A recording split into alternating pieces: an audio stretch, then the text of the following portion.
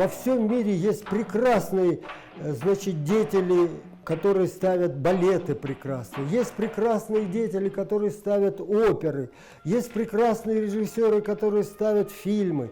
Но нет режиссера в мире, кроме сына таджикского народа, который поставил бы и оперы прекрасные, и балеты, и танцы, и фильмы. валамадзода ғафор, балигместер, раққос, асосгузори хореографияи тоҷик, артисти халқӣ 9 май соли 1916 дар шаҳри хуҷанд ба дунё омадааст. соли 1932 омӯзишгоҳи мусиқии Ленинобод, соли 1946 омӯзишгоҳи хореографии назди театри Калони шаҳри Москва, соли 1951 шуъбаи балигмейстерии Институти давлатии санъати театрӣ ба номи Луначарскии Федератсияи Россияро хатм кардааст. ғафор валамадзода соли 1993 дар шаҳри Душанбе аз олам даргузашт.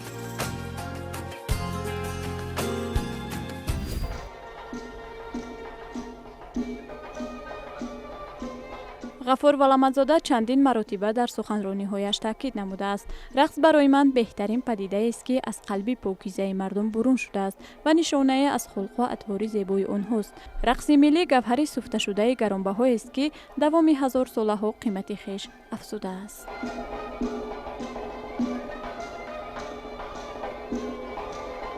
ғафор рустамов як шахсияти нотакрор буд. агар дар маҷмӯъ ҳам то гирем аз рӯи рафтор, кирдор, хислат, сухангӯӣ, ҳарфзанӣ ин як ҳамчун аристократ буд. аристократи тоҷик буд. Либоспӯшӣ, муомила бо дигарон ва ончунон ки хизматҳои он дар ҷодаи ҳунари касбии рақси миллии мо хеле ҳам зиёд, беҳуда ӯро асосгузори рақси касбии миллӣ наменоманд, чунки аз оғози фаъолияти ғафор рустамович валамадзода рақси касбии миллии мо оғоз шуд. ғафор валамадзода ин ном ба тамоми афроде ки аз санъату ҳунари миллии тоҷикӣ бохабаранд шинос аст.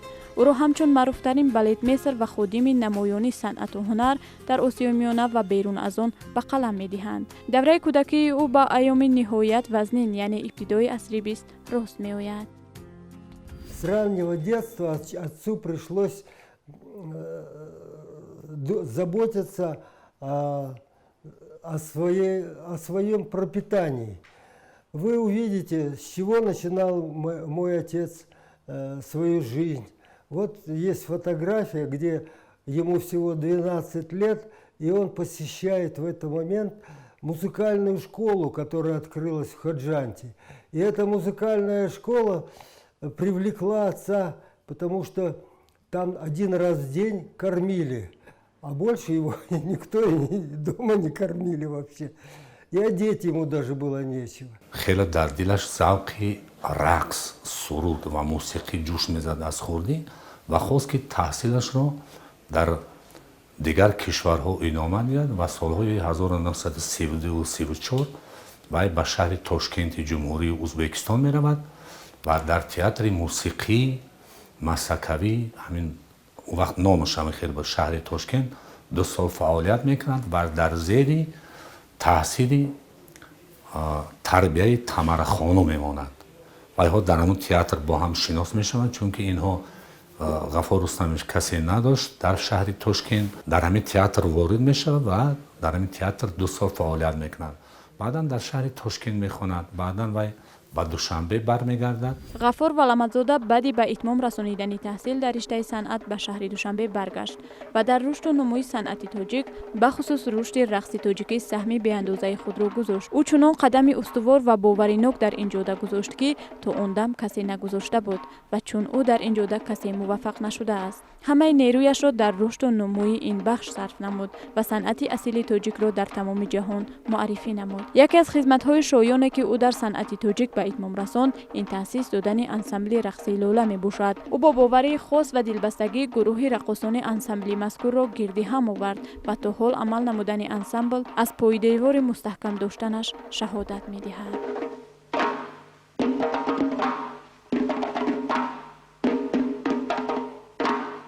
аз соли 1951 то соли 1968 вай ҳам роҳбари бадеӣ, ҳам директори театри академияи опера балети ба номи Садриддин Айнӣ буданд.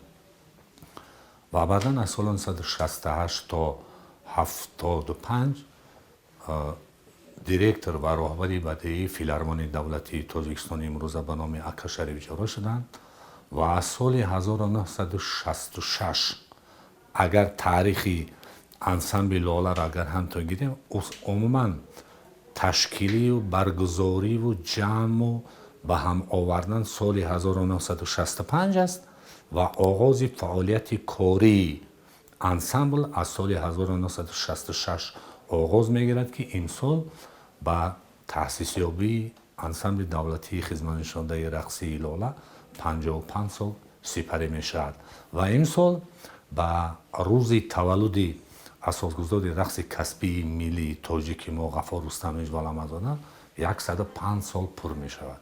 Открылся таджикский театр оперы и балет только что, и отец был туда приглашен тоже в качестве постановщика таджикских танцев. И перед этим он объездил вместе с целой бригадой таджикских деятелей всю территорию Таджикской ССР. В каждый кишлак заезжал, изучал, спрашивал у женщин, приходил в семьи, смотрел все танцы, которые кто-то когда-то помнил или исполнял. Он записывал движения характерные таджикские. Все это он систематизировал и обобщал для каждого региона Таджикистана. После этого, значит, он в оперном театре, когда работал, был постановщиком таджикских танцев в балетах и операх, которые были поставлены для показа, юбилейного показа в 1940 году в Москве. И он в результате этого показа он сразу получил звание заслуженный артист Таджикской ССР. ва дар замоне ки ансамбли лоларо таъсис дод, беҳтарин ҳунармандонро ҷамъ овард. яъне ки ҳамон вақта яъне ки шумораи раққосу раққосон ба 180 нафар мерасид.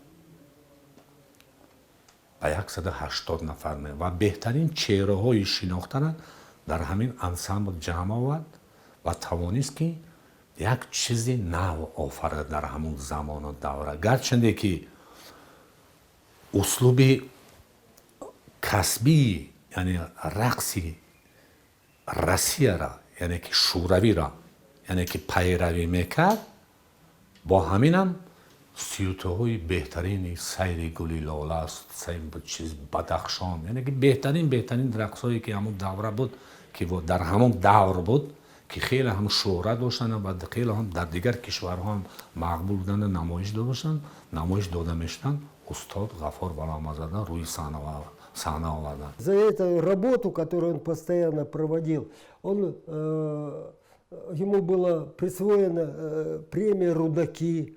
Значит, он получил 2 ордена Ленина, 3 ордена Красного Знамени, еще огромное количество наград, в том числе награду Монгольской Народной Республики, Польской Народной Республики, от многих стран грамотный получил.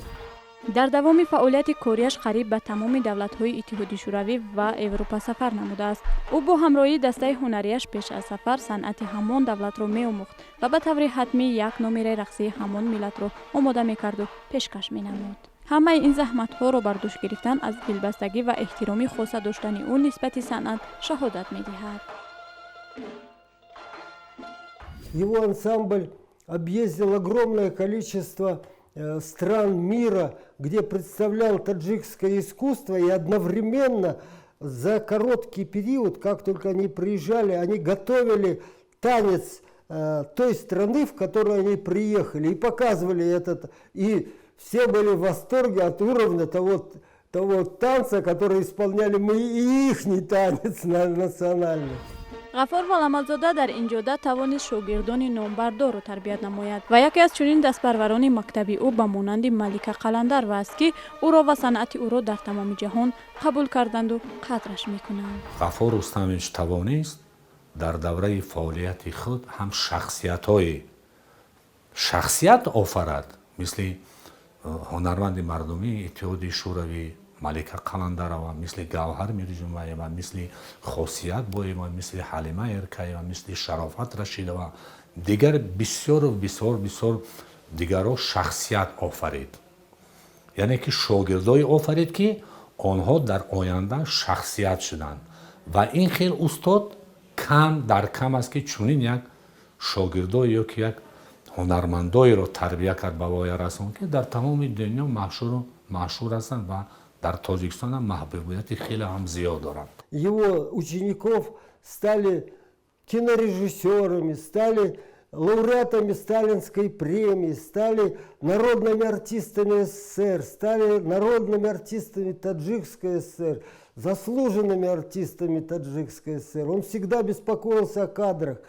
Он выходил в ЦК Таджикистана с просьбой направить целую серию таджикских специалистов и участвовал в отборе, чтобы они прошли обучение в высшей школе балетного искусства в Ленинграде, которые вернулись оттуда, и потом были, это и Бурханов, и Джураев, и Малика Сабирова. Все это те дети, которых он набрал и туда направил, они выучились и потом пришли и стали тут у нас украшать наше искусство. устод на ин ки раққосоҳоро яъне ки вай тарбият кардааст ба воя расондааст, балки дигар ҳунармандонро, яъне ки овозхоноро, яки мусиқа навозандаҳоро, мисол шахсиятҳое ки дар балет, мисол Малика Собироваро вай дарёфт карда оварданд ва дар театр вайро ба хондан фиристоданд,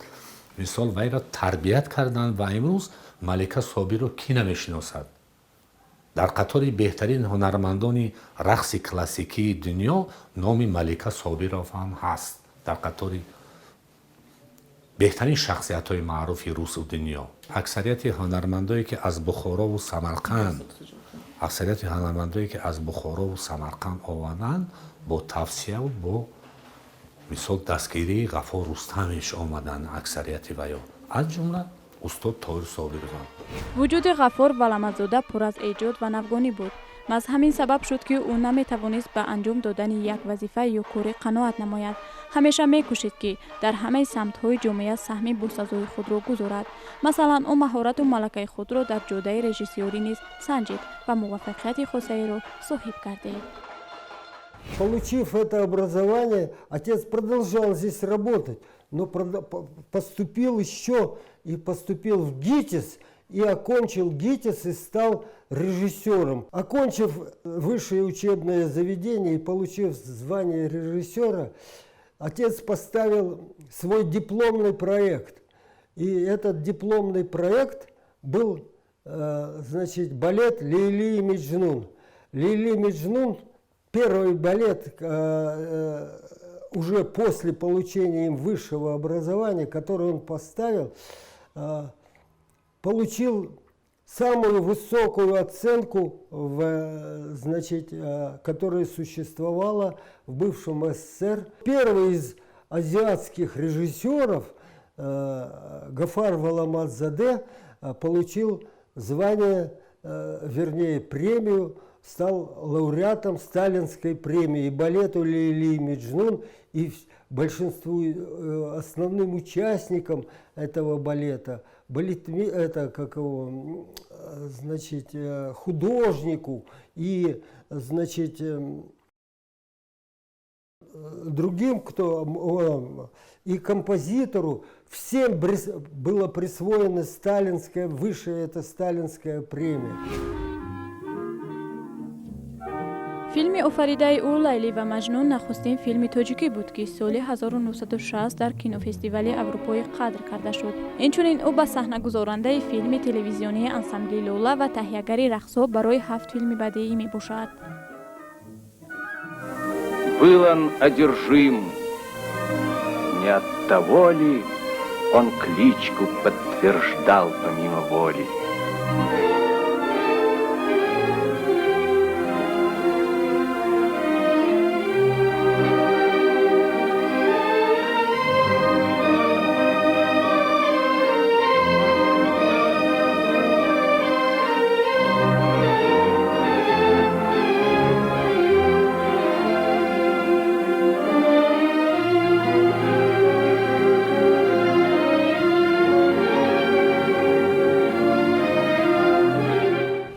того, он снял 4 фильма сам, будучи режиссером-постановщиком, как художественных, так и телевизионных.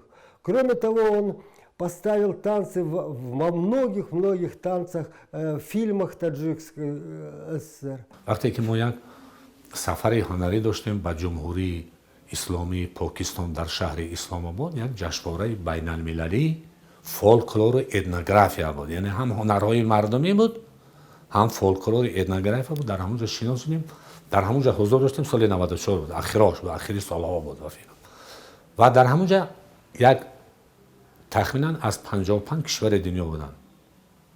وقتی که آذرا فهمیدن که استاد در قید حیات نیست، باور کنید تمام هیئت ایجادی همون دسته‌های رقصی که از آذربایجان آمده بودن، آنها بسیار اشک ریختن به خاطر استاد که استاد علامه‌زاده نیست، یا که از узбекистан, یا که از قرقیزستان، یا که از قزاقستان، چون که استاد خیلی مشهور. Его фильм впервые из всех фильмов Азии на Венецианском фестивале получил диплом Венецианского кинофестиваля. А национальные танцы его были признаны во всем мире. غفار ولامزاده از سال 1951 تا سال 1963 همچون سربالت مستر تئاتر دولتی اکادمی اپرا و بالت تاجیکستان به نام صدرالدین عینی فعالیت نموده است. او بالت تاجیک را انکشاف داده، در آن عنصرهای رقصی خلق تاجیک را با رقص کلاسیکی اروپایی پیوست نمود و در تشکل مهارت هنرپیشگان مدد رساند. За это время он поставил огромное количество балетов, 17 балетов он поставил, как классических, европейских, так и огромное количество, в которых сам принимал участие и сам готовил, это таджикских балетов.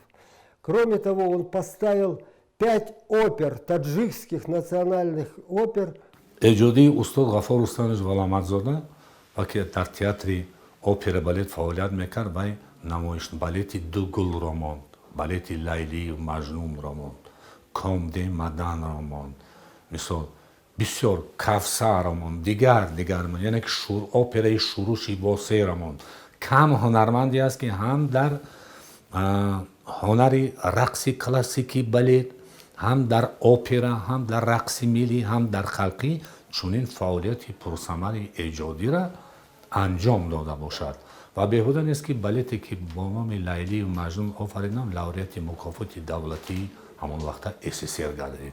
این یک فعالیت پرثمر همین شخص بود که یعنی که هنری والاش بود که چنین بالت آفرید و این بالت خیلی محبوبیت پیدا کرد و با این بالت لوریت مکافات دولتی همون وقت SSR داده شد. اگر به نقشه کارهایی که در آن زمان به انجام رسانیده است نگریم، در حیرت میمونیم که چگونه یک انسان میتواند در همه جاده‌های جامعه نقش نظرات خود را گذارد. همین زحمت‌های او بود که نامش تا امروز با حرف‌های زرین در تاریخ صنعت تاجیک ثبت گردیده است. امروز شاگردانش کوشش دارند که با گرامی داشت نام استاد زنده یادشان صنعت ملی تاجیک را رشد دهند.